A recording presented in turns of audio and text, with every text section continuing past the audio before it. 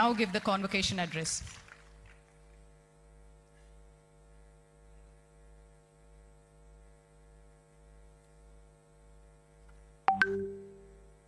इस दीक्षांत समारोह में उपस्थित आंध्र प्रदेश के राज्यपाल श्री एस अब्दुल नजीर जी, मुख्यमंत्री श्री एन चंद्रबाबू नायडू जी, केंद्रीय आयुष और स्वास्थ्य एवं परिवार कल्याण राज्य मंत्री श्री प्रतापराव यादव जी, आंध्र प्रदेश के स्वास्थ्य मंत्री Shri Satya Kumar Yadav ji, human resources development, IT, electronics एवं कम्युनिकेशन और real time governance minister Shri Nara Lokesh जी, एम्स मंगलगिरी के निर्देशक प्रोफेसर माधवानंद कर जी, अन्य गणमान्य अतिथियों, शिक्षकगण, अभिभावकों और प्यारे विद्यार्थियों, सभी को नमस्कार।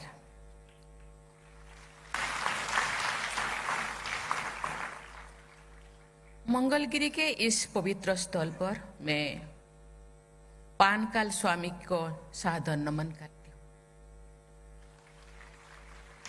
मेरी प्रार्थना है कि भगवान लक्ष्मी नरसिंह स्वामी का आशीर्वाद सभी देशवासियों को सदैव प्राप्त होता रहे।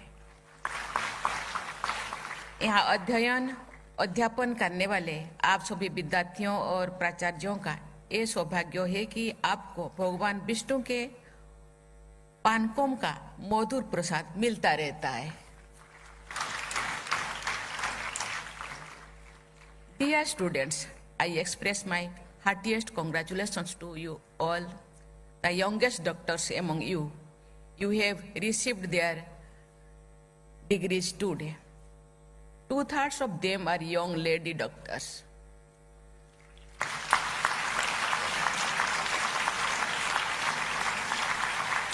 My special congratulations to these doctors who have done us proud.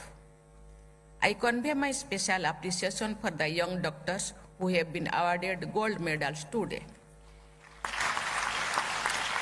Among the medal winners too, our daughters have accounted for the large share of the glory. The rising participation of women in the medical profession and their significant contributions demonstrate that we are becoming a truly developed society. This also highlighted the fact that, given opportunity, our daughters excel in every field.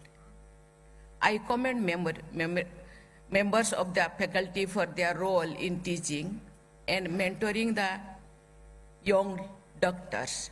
I also praise all the guardians of the young lady doctors deserve special appreciation. प्यारे विद्यार्थियों, किसी भी उच्च शिक्षण संस्थान के आरंभिक batch इस संस्थान की पहचान बनते हैं। फर्स्ट बैच के आप सब MBBS ग्रेजुएट्स मेडिकल फ्रेटर्निटी में समाज में देश विदेश के एम्स नीलगिरी के फर्स्ट बैच एम्बेसडर हैं।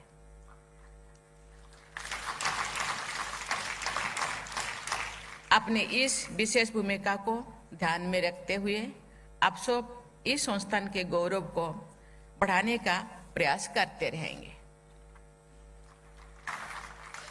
एम्स संस्थान को अखिल भारतीय आयुर्विज्ञान संस्थान कहा जाता है। स्वास्थ्य रक्षा की हमारी परंपरा के अनुसार आयुर्वेद अथवा आयुर्विज्ञान से अच्छे आहार विहार तथा दिनचर्या और ऋतुचर्या पर जोर दिया गया है। इस प्रकार की विकार मुक्त जीवन शैली के बल पर मनुष्य दीर्घायु भी होता है और स्वस्थ भी रहता है। पश्चिमी देशों के विशेषज्ञ, जिनसे डॉक्टर भी शामिल हैं, अनेक अध्ययन प्रकाशित कर रहे हैं जिनके विषय को साइंस ऑफ लॉन्जेविटी कहा जाता है। ये साइंस ऑफ लॉन्जेविटी आयुर्विज्ञान का आधुनिक रूप है। हमारे परंपरा में आयु और आरोग्य अर्थात दीर्घायु होने और रोगमुक्त एवं स्वस्थ रहने की प्रार्थना की जाती है। आयु और आरोग्य एक दूसरे के जुड़े हैं और एक दूसरे के पूरक है। ये होलिस्टिक हेल्थ यानी संपूर्ण स्वास्थ्य पर ध्यान देने के ये पद्धति है। आपके इस संस्थान का ध्येय वाक्य है होलिस्टिक हेल्थ केयर तथा हेल्थ केयर फॉर ऑल के आदर्श से प्रेरित है। सकल स्वास्थ्य सर्वदा, ये मोटो आपके संस्थान का उच्च आदर्श है। Relentless promotion of holistic health and ensuring health for all should be the guiding principle of every medical professionals of this institute. Holistic health के प्रसंग में योगासन तथा प्राणायाम की पद्धति को आधुनिक दृष्टिकोण से भी स्वीकार किया गया है। इस संस्थान के सभी चिकित्सकों तथा विशेषज्ञों से मैं अनुरोध करती हूँ कि हमारे प्राचीन चिकित्सा परंपराओं से उपलब्ध ज्ञान के आधुनिक विज्ञान की मान्यताओं के अनुसार परीक्षण करें तथा तर्कसंगत परंपराओं को आगे बढ़ाएं। विलुप्त हो रहे लाभदायक उपचारों को पुनः प्रसारित करने का आप सब समाज के तथा चिकित्सा विज्ञान के अमूल्य सेवा कर सकते हैं। समय और परिस्थिति के अनुसार आयुर्विज्ञान के सामने नई नई चुनौतियां आती रहती है। ऐसा चुनौतियां का सामना करने के लिए नए समाधानों की आवश्यकता होती है। आपके संस्थान की साइटोजेनेटिक लेबोरेटरी एक आधुनिक प्रयास है। मैं आशा करती हूं कि इस प्रयोगशाला का उपयोग करके एम्स मंगलगिरी में नई अनुसंधान और उपचार विकसित किए जाएंगे। मैं आशा करती हूं कि यहाँ स्थापित किए गए centre for medical education technology के माध्यम से लोगों में स्वास्थ्य संबंधी जागरूकता प्रयास किए जाएंगे। प्यारे विद्यार्थियों, सभी देशवासियों की, विशेषकर ऐसे लोगों की देखभाल के लिए जिनके लिए चिकित्सा सेवाओं को प्राप्त करना कठिन होता है, सरकार ने आयुष्मान भारत योजना सहित अनेक सहायक अभियान चलाए हैं तथा उनके लिए उपचार सुलभ कराए हैं। आयुष्मान भारत योजना का विस्तार करते हुए सरकार ने ये निर्णय लिया है कि 70 वर्षों और उससे अधिक आयु के सभी वरिष्ठ नागरिकों को उनकी आय पर ध्यान दिया जाए और स्वास्थ्य कवरेज प्राप्त होगा।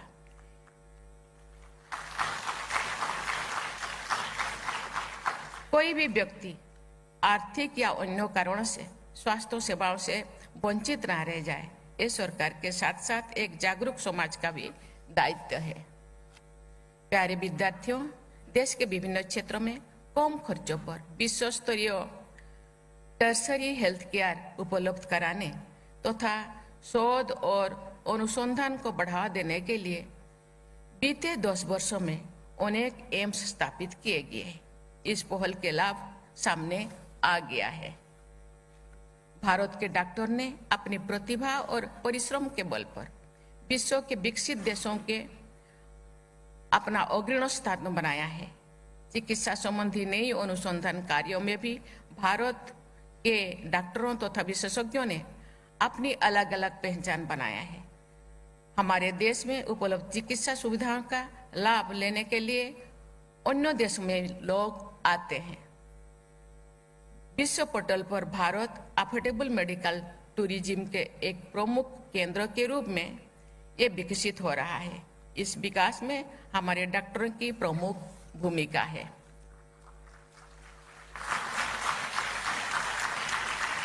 प्यारे विद्यार्थियों, आप सब 3 सामान्य बातों पर हमेशा ध्यान देंगे तो आप सफलता और सम्मान अवश्य अर्जित करेंगे। पहली बात है सर्विस ओरिएंटेशन यानी सेवा भावना। दूसरी बात है लर्निंग ओरिएंटेशन यानी हमेशा सीखते रहते, उसके लिए उत्साहित होना। तीसरा बात है रिसर्च ओरिएंटेशन यानी कुछ नया अनुसंधान करने की आकांक्षा। कुछ ऐसे डॉक्टर होते हैं जिन्हें विद्यार्थियों, युवा डॉक्टरों, मरीजों और जनसामान्यों का भरपूर सम्मान और स्नेह मिलता है। ऐसे यशस्वी डॉक्टरों को ही अपना आदर्श बनाना चाहिए। मैं मानती हूँ कि फेम और फॉर्चून के बीच चयन करना है तो फेम को ही प्राथमिकता देनी चाहिए। यश का महत्व पैसे से बढ़कर होता है।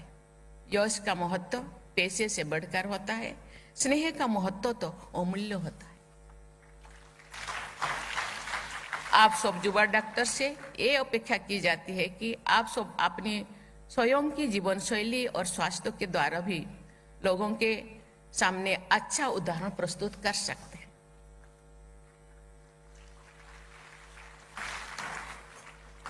By choosing the medical profession, you have chosen the path of serving humanity. You will get invaluable opportunity to save people's life and improve their health. You have developed the competence of make use of such opportunities. I am sure that you will dedicate yourselves to continuous learning and keeping your capabilities at par with the best and the latest. The journey of sustained excellence in the medical profession is going to be very rewardable and satisfying.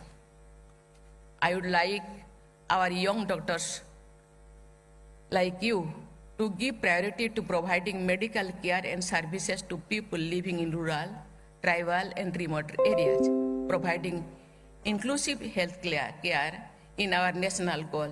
Doctors, especially young doctors like you, have a key role in achieving this goal. I hope that all of you will discharge this responsibility with utmost dedication and make invaluable contribution in building a healthy, prosperous, and developed India.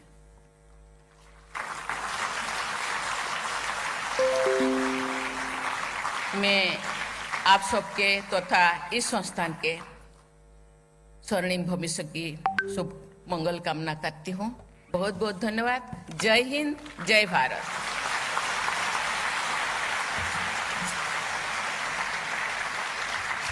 अब मैं सभी से अनुरोध करता हूं कि राष्ट्रगान के लिए खड़े हो जाएं।